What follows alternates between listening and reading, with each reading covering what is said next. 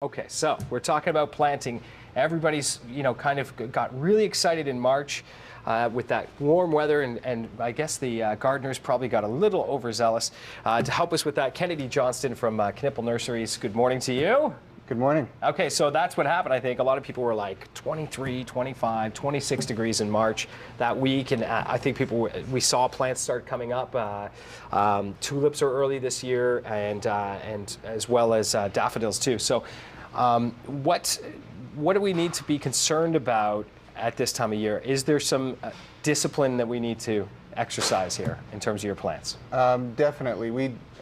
Certainly if I was talking to you this time last week, or last year, you mean? Yeah. No, even just last week. Okay. With that cold nighttime temperatures that we got, we had to move literally about all of our plants inside again. So there's something about I didn't know this, but plants can be shocked by weather, and so you need to acclimatize them, right? There's a term for it.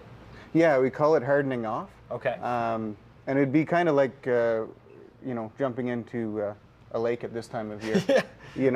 So for your plants to go either from your house, if you started them from seed, or if you bought them in a greenhouse, and to put them directly outside, they need a period of time to get adjusted to the change in climate. Okay, so and how do you do that? Basically, it's just a gradual process. So you put them outside for a few hours. The first day, bring them back in, then the next day a little bit longer, and eventually you can leave them out overnight. So you truly acclimatize. You're like, here you go, check that out a little bit, get used to it, bring it back in. That's right. What are we looking at here? What plants are we looking at here? All of these plants are termed as annuals. Okay. So they'll have lots of flowers or great foliage all season, but then they die at the end of the year. Right. These are your most tender plants. So these are the most careful. These are the ones you really want to harden off, as you said, right? Yes, and you probably. And it's too early right now to put these outside? Yeah, okay. For sure. Now, over here, what kind of plants are we talking about here? These we call perennials. So they return? That's right, every year after year? Okay. Yeah. So these ones you could, after some hardening off, you could certainly put those out in your garden. The other thing, if you have some of your perennials coming up in your garden or your shrubs that you want to move around at this time of year, it's a great time because they're just starting to come out of the ground.